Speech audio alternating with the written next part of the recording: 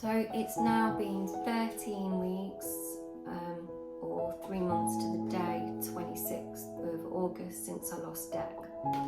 And I started reading this book, Bearing the Unbearable, just hoping it will help with the grieving process, really, help me to understand my own kind of new way of life. I've had a few people contact me, direct message, after seeing some of the YouTube videos I've put on, and have said it's actually helping them with their grief, and have asked me to continue to be open, which is why I want to share that I'm reading this book, because although it's not Dec's bucket list journey, it's still sharing the journey that myself and Dec are kind of going through. So I just want to read one bit out of it, as it was my birthday last week, and I felt ridiculous that I didn't want to celebrate it. I didn't even want anyone to say happy birthday. I just wanted to pretend like it wasn't happening, and it looks like I'm not the only one. So I just want to read you a little bit out of this book, so if anyone's feeling the same way, you know that it's quite normal. So she puts, I remember a phone call from a dear friend in November of 1994 to wish me a happy birthday. It had only been 4 months since my daughter died, and I was most certainly not my usual self. What's wrong, she said, perhaps hearing quiet despair in my voice. I don't want to celebrate, she said. Perhaps I can't celebrate, she's dead. My friend proceeded to lecture me on how I should be grateful for my other children, and how I should be celebrating and having fun. You're wallowing in your grief, and it's time to get it together and leave that behind you. The conversation ended with me in tears. Then I sat down and wrote this in my journal, imagining it to be a letter to my friend. This is my path. It was not a path of my choice, but it's a path I must walk mindfully and with intention. It is a journey through grief, and it takes time. Every cell in my body aches. I may be impatient, distracted, frustrated, and unfocused. I won't want to celebrate anything. I may get angry more easily, and I may seem hopeless. I will shed many, many, many tears. I won't smile as much as my old self. Smiling hurts now. Most everything hurts some days, even breathing.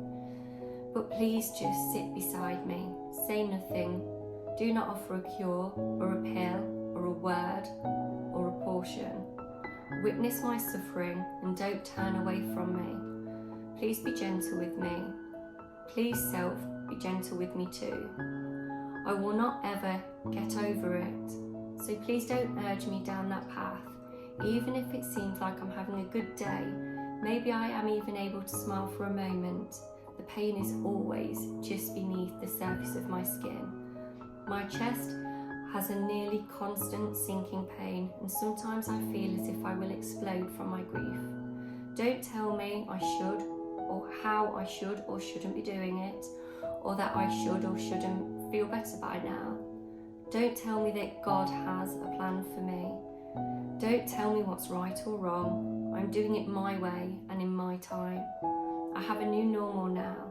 Oh, perhaps as time passes, I will discover new meaning and insights about what her death means to me.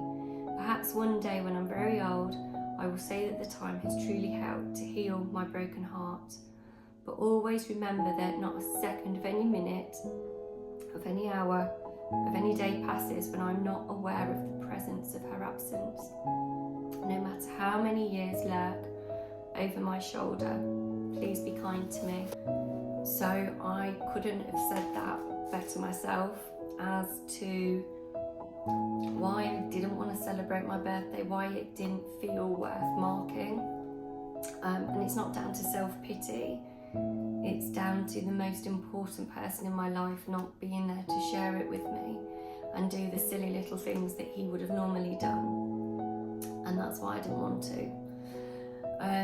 Just like the fact that Christmas is coming up, and obviously there's so many memories of different things we did, different traditions we had,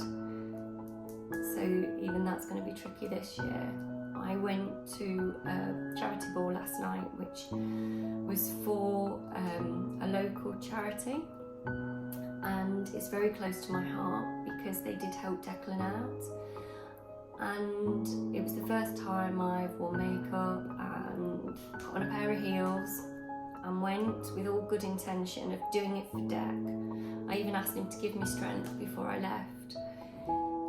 Yet after I'd at my main course and they started showing videos about families that they had helped, and one mentioned a family whose daddy wasn't going to be there this Christmas, it got me. It just cut me too deep, and I just had to leave the room and I had to come home, because most of the time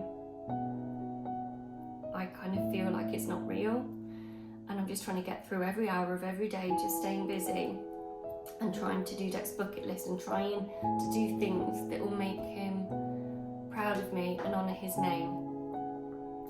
I couldn't put the mask on. It just cut too deep.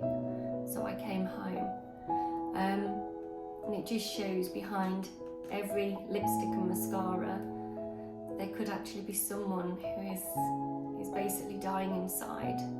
No one ever knows what's going on inside someone else's head, regardless of how happy they may look or how dressed up they are. So yeah, I couldn't manage it.